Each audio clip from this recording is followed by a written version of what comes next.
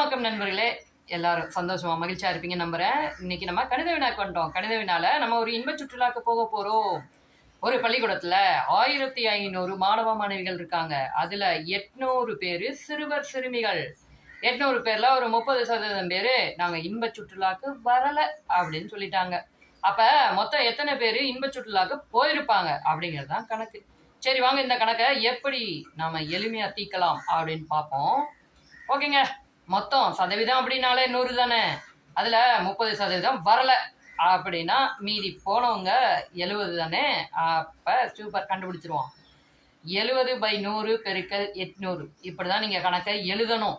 அந்த 800ங்கிறது 70க்கும் 100க்கும் இடையில இருக்க மாதிரி பார்த்துக்கணும்.